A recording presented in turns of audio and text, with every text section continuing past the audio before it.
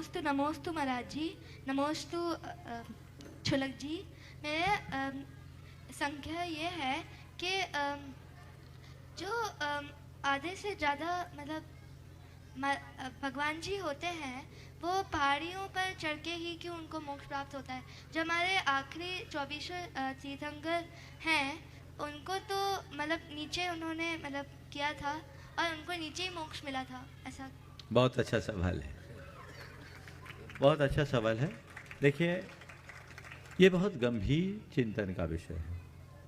एक बार तुम्हारा ही सवाल दूसरे रूप में पूछा गया।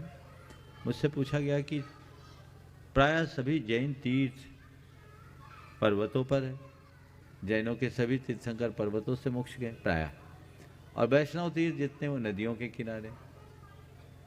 ऐसा क्यों? उसका जो जवाब मैंने दिया वही जवाब मैं तुम्हारे सवाल के उत्तर में देना चाहता। मैंने कहा देखो भाई, ये अलग अलग साधना की पद्धति का परिणाम।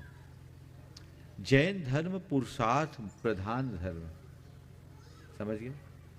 और हमें पुरुषार्थ करना है, यानी आगे चलना, अपने दम पर आगे चलना है। जैन धर्म में साधना है। साधना यानी अपनी प्रगति को अपने दम पर करना। पहाड़ पर चढ़ना पड़ता है, इसलिए ऊंचा चढ़ते हैं।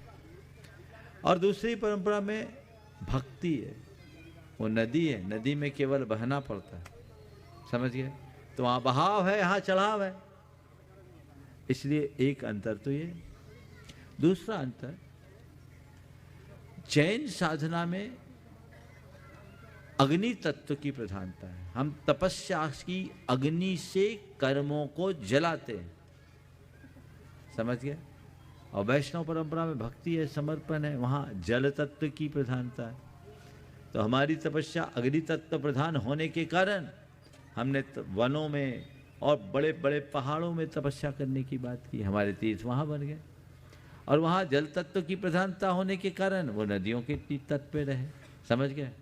अब अपना सवाल है कि महावीर भगवान वो तो जमीन से गए, ऊपर से क्यों नहीं गए? उनने हम लोगों का ख्याल रख लिया, ऐसा समझ कि ज़्यादा चढ़ना ना पड़े। लेकिन एक रहस्य की बात कहता हूँ। पावापुरी में जो अभी आप सरोवर के मध्य भगवान महावीर का निर्वाण मानते हैं, स्थान तो वही है। लेकिन उस समय ये सरोवर पूरा नहीं था, एक ऊंचा टीला था। पावापुरश्च बहिरुन्नत भूमि देशे पद्मोत्पला कुलवताम सरसाम ही मध्य।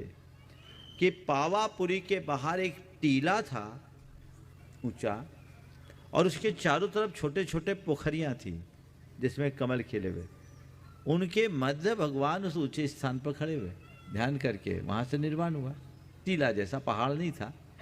और उनके निर्वाण के बाद इतनी जनता उमड़ी, इतनी जनता उमड़ी कि उस जगह की रज लेने से वहां गड्ढा हो गया,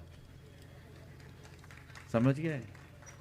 और बाद में ऐसा कहा जाता है कि उसे वहाँ के राजा ने पूरा तालाब बनाकर भगवान के निर्वाण स्थली के रूप में विकसित किया, समझ गए?